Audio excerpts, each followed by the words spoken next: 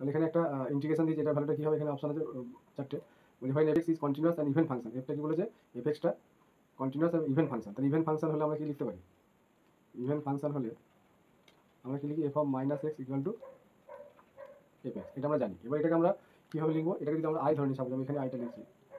এবার আমরা যেটা করবো সেটা হচ্ছে যে এটা আই আছে, তাহলে এখানে আমরা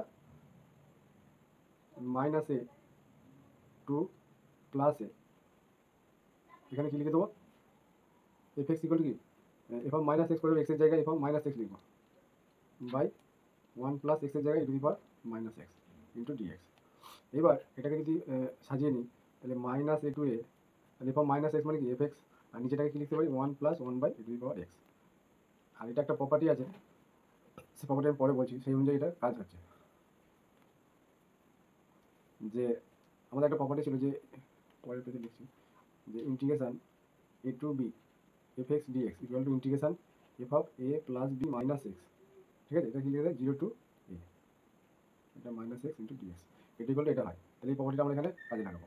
তাহলে এখানে কি দেখতে পাচ্ছি, এ আর এই মাইনাস এ প্লাস এ যোগ করলে জিরো হয়ে যাচ্ছে, তাহলে জিরো মাইনাস এক্স মানে এখানে আলটিমেট জিরো মাইনাস এক্স হয়ে যাচ্ছে। তার মানে আমরা এখান থেকে একবারে এটা লিখতে পারি।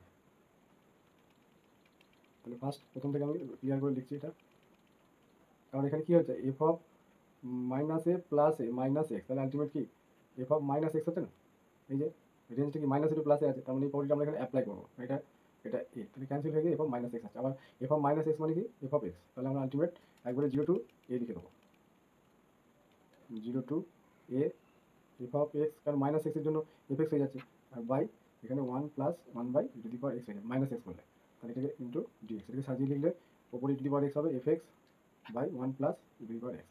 তাহলে এটা একটা আই, আর এই একটা আই ধরেছি, তাহলে এবার এটাকে আমরা অ্যাড করবো, তাহলে টু আই করলে, আচ্ছা বেশ, এই আইটা আমার ধরার দরকার নেই, এটাকে আমি ডবল করবো। ঠিক আছে, এইটার সঙ্গে এটা নিয়ে নেবো, এই একটা পার্ট হচ্ছে না, আর এই একটা পার্ট, দুটোকে অ্যাড করে দেবো, তাহলে আলটিমেট কী পাবো দেখি। তাহলে